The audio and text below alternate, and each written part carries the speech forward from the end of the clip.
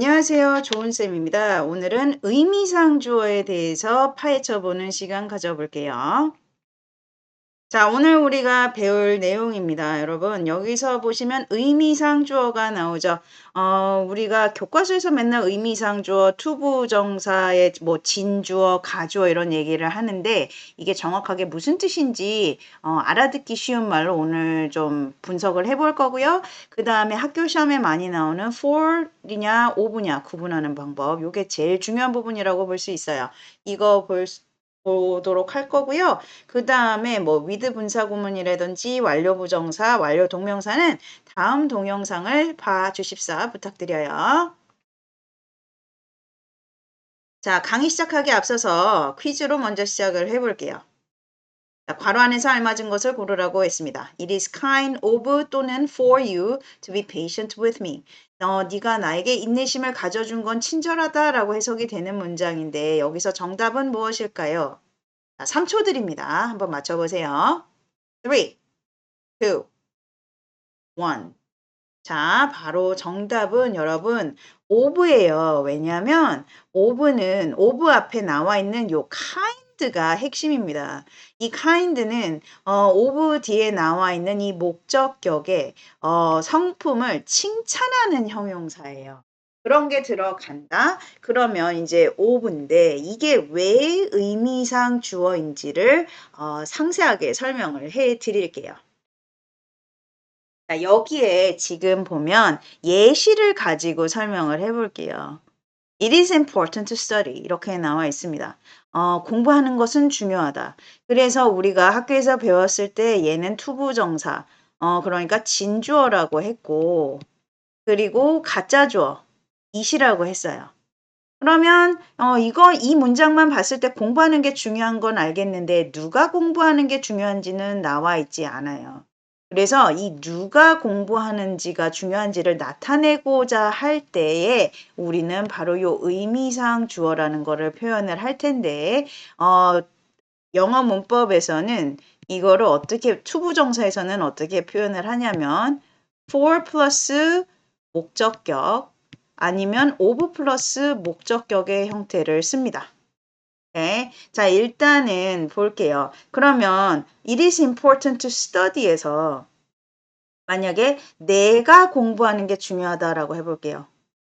그러면 내가 공부하는 게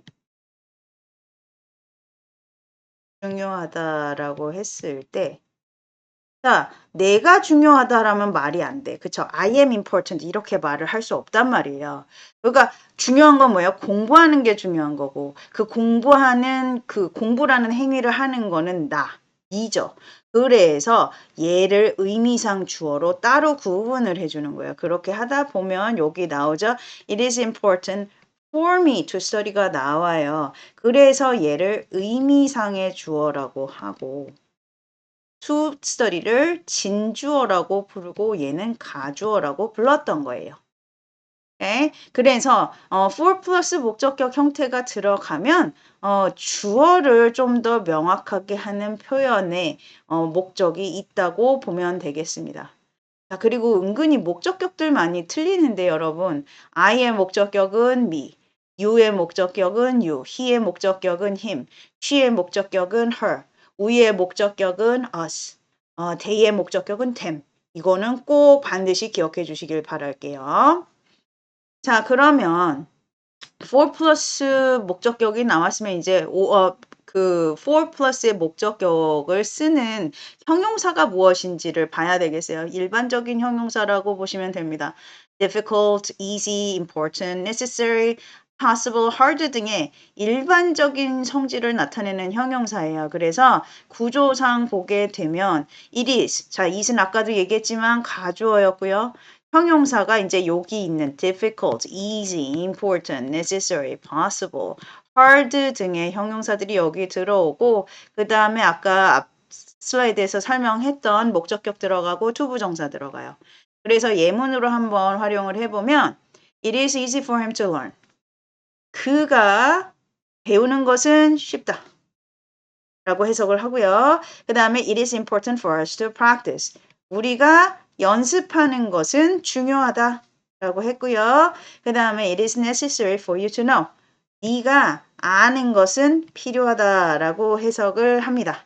계속 얘기하지만 여기서 it은 가주어이기 때문에 그것이라고 절대 해석을 하지 않아요. 이거는 그냥 형식상 주어 자리에 it만 넣어두는 겁니다.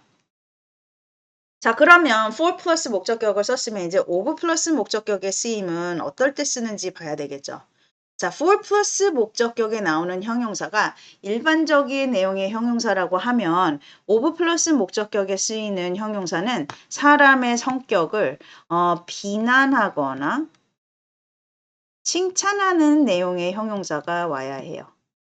그래서 뭐 kind, 친절한, smart, 똑똑한, polite, 예의 바른, rude, 버릇없는, careless, 부주의한, 아니면 nice, 좋은, 또는 뭐 착한이라고 해도 되고요.